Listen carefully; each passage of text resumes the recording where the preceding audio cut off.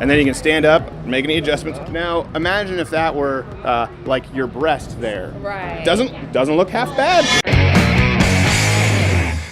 Feminism's all the rage today, and the latest affront to them is manspreading.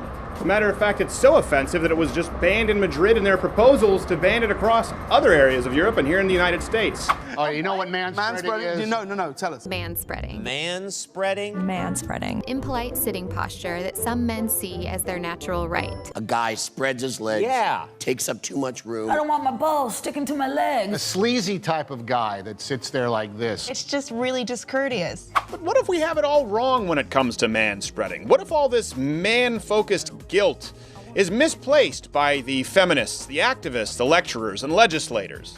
Once misconstrued as a sociological symptom of patriarchy, recent medical research reveals that the practice of manspreading is in fact the result of biological cofactors. The reproduction organ portion of the male anatomy is incredibly sensitive. If a man sits down in the improper position, the thighs create immense pressure on the scrotum, testicles, glands, penis, creating immense neurological discomfort. Though not as severe, so often ignored, the chef's not a fan of it either. In this social experiment, we'll see what women think, using our homemade apparatus. It's prickly. Are you familiar with the term manspreading? Yes, I think so. Yes. Manspreading. Yeah, you ever hear of that? No. No. Do you manspread?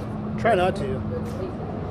You're manspreading right now. I am not. Just made it up. You got some nerve on you, sweater vest. No. Would you consider yourself a feminist? I think everyone should be. No. You don't manspread? No. What about your balls, though, when you don't spread a little bit? Just takes up a lot of room. Like, more than like a 45-degree angle is too much. It's not okay to make other people feel dramatically uncomfortable. Sure, but what if a guy is in, like, I'd be a little bit in your space. I don't know, I'd be a little uncomfortable. I have a benefit just by being born male. Now, You mean like privilege? Sure, exactly. Now, that's not to say that there are times when I don't have that same privilege. So you've heard about walking a mile in someone else's shoes? Yes. Well, do you care to put that to the test, the scientific test? Will you walk a mile in our undergarments? Sure. Not even a pause. For those wondering, this is a device in question. It is your run-of-the-mill jockstrap. We filled it with some soft dog toys, some Kong balls, and since you can't really recreate the discomfort of actually squeezing an organ, there are some zip ties here just to create slight discomfort when they close their legs. Nowhere near what we feel, mind you, but walk a mile in our dick. I don't know if you noticed this right now, but you're already in my space. Really? I'm sorry. Is that how you usually sit? No. What? It changed your whole stance. I feel a little more comfortable to open my legs now. I get why men sit like this. Yeah? I'm not shocked by it.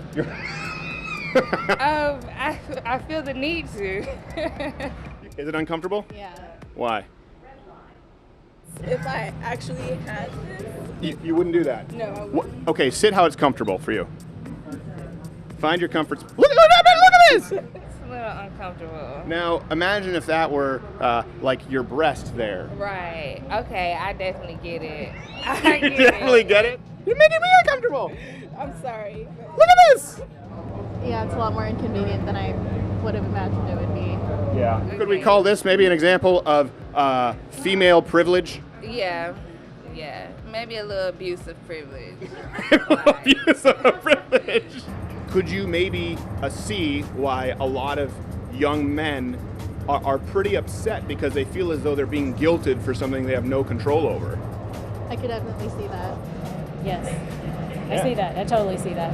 I don't think women should have more privileges than men, or, definitely shut them out just because of y'all organs. A lot of the arguments are about people trying to regulate women and how they control their bodies, and this is kind of the same way, except like flipped over for men. So what did we learn in all of this? Well, namely that the feminists you read about online are very different from actual women you'll meet in real life. And it turns out that if you sit down and talk with people, you can actually get them to see your point of view, especially if you're assisted by an incredibly low-budget, unbelievably uncomfortable contraption that mimics the male genitalia. It seems that everybody, once they had it explained to them, at least had a better understanding, and we could find some common ground.